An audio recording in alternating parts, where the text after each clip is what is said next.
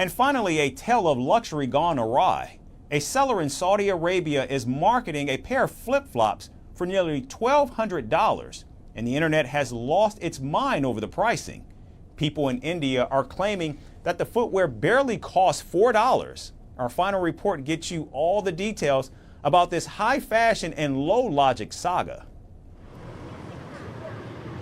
Ever noticed how a brand's name stamped on a common item suddenly makes it shine like a shooting star? It's as if the fairy godmother of retail waved her wand and poof, your everyday commodity transforms into a must-have luxury good. The magic ingredients? A brand's reputation, history, and exclusivity.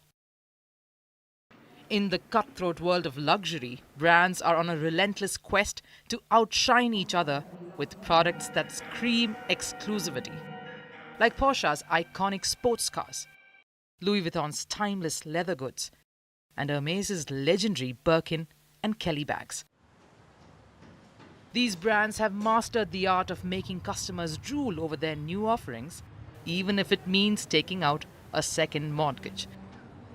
But sometimes luxury brands push the envelope to the point where people are left scratching their heads, simply wondering if the plot has been lost entirely. The case in point is a luxury item seller in Saudi Arabia. They have set social media ablaze with a pair of flip-flops, priced at a whopping $1,200. Yes, you heard that right. Flip-flops worth hundreds of dollars. These aren't just any flip-flops. They come with a simple white base and blue straps, encased in a glass box as if it were jewelry. The seller even demonstrates their flexibility and the rainbow of colors available. So why is the internet in a frenzy over these pricey slip-ons? In India, these exact slippers are practically seen in every household. They sell for just $4, and if a buyer has good bargaining skills, then they probably buy them for even lesser. In India, these iconic white and blue flip-flops have two primary uses. First, being worn in the washroom, and then, of course, being wielded by mothers as disciplinary tools. But not only that, here's what really shocked me, is we had a TV monitors going all the time, and we had it on, in Chicago, there was a local investment channel, Channel 26, and it was very much like CNBC now, but it was a lot less sophisticated. And, you know, so we'd watch as people would come on the show and with various, you know, have various interviews and that sort of thing. And I'm watching one morning, and there's this vice president from Heinhold, which is now doesn't exist anymore, but they were one of the biggest hog and meat producers in the Midwest back in the 80s. And this vice president from Heinhold is being interviewed by, you know, the guy on Channel 26, and he's talking about how, you know, how people got to get into live hogs and pork bellies because prices are going up, and, you know, and he's just going on and on about what a great investment it is. And really, and here, and this would happen quite frequently, by the way, but this was just an example, and then all the phones started lighting up. These are all the people in the Chicago area, the typical, you know, the traders in the Chicago area that are listening to this guy, because when I say that, because the phones are lighting up and all the brokers are starting to take orders to buy bellies and buy hogs. And I'll think, well, you know, that was pretty impactful, right? Oh, gee, and then on Squawk Box, guess who's taking the other side of those orders? Heinhold. They needed somebody to come in and take the other side of their orders. What commercials and hedgers and fund managers and all the people who are really, let's say, professionals, they have become very, very sophisticated at finding ways of drawing the general public into taking the other sides of their trades. Meaning, and the point that I'm making here, is that they will purposefully do things that will draw the typical general public, let's say the general public, into the other side of their trades, when in fact what they want to do is the exact opposite. For an example, let's if I'm a hedge fund manager and I'm long stocks, or it doesn't really matter what it is. I could be long bonds, I could be long gold, I could be whatever it is, and I want to liquidate my position. Now I've got a huge position, meaning I've got a cash position and I want to sell it.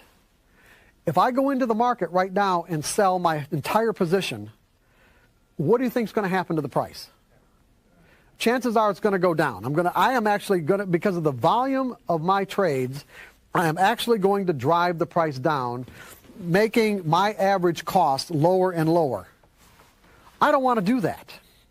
I don't want to, so for an example, if I come into the market and I say, hey, you know what, I've got 10 million shares of this and that to sell, what's going to end up happening is that those 10 million shares are going to end up taking out all the bids, all the prices down, take out all the bids until you find a spot where it can't take out, where the size of the trade cannot take out any more bids and the price stabilizes.